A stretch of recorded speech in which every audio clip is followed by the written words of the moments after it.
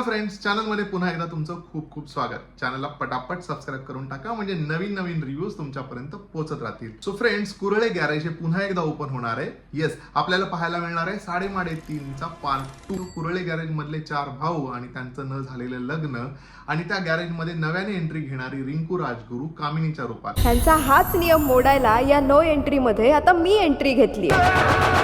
So त्यांच्यामध्ये त्यांचं लग्न का नाही झालंय आणि त्याचं काय रिझन आहे हे खरं तर ऍक्च्युली मी फर्स्ट पार्ट पाहिलेलं नाहीये. So I have no idea.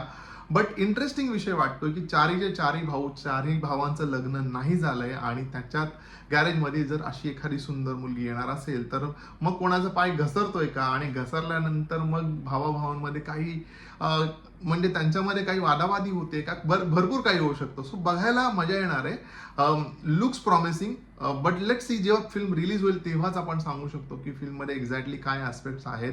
Rinku राजगुरूची entry थोडी एक्साइटिंग वाटते. ऍट द सेम टाइम जे 4ही ऍक्टर आहेत म्हणजे सिद्धार्थ जाधव, भरत जाधव, मकरंद नासपुरे, अशोक सराफ यांच्या अभिनयाबद्दल आपण बोलायला नको. म्हणजे ऑलरेडी एवढ्या ताकदीचे अभिनेते आहेत की त्यांच्या अभिनयानेच फिल्म तरुण जाऊ शकते. So that is again one promising factor ह्या फिल्म बद्दलचा की हे 4 ऍक्टर्स आहेत आणि रिंकू राजगुरूची फ्रेश एंट्री. त्यामुळे ट्विस्ट आणि टर्न्स काय येत आहेत त्याच्यावर अख्खी मजा ठरणार आहे. But looks like an entertainment वाली राईड असणार आहे या फिल्ममध्ये, असं एकंदर फिल्मची वाईब ती आहे. बट ट्रेलर रिलीज होईल त्यात अजून कळेल आणि फिल्म रिलीज झाल्यानंतर डेफिनेटली सगळं चित्र क्लिअर होईल. पण तुम्ही पाहिलाय का याचा टीजर? आणि नसेल पाहिला तर जाऊन पहा. मराठी फिल्म आहे.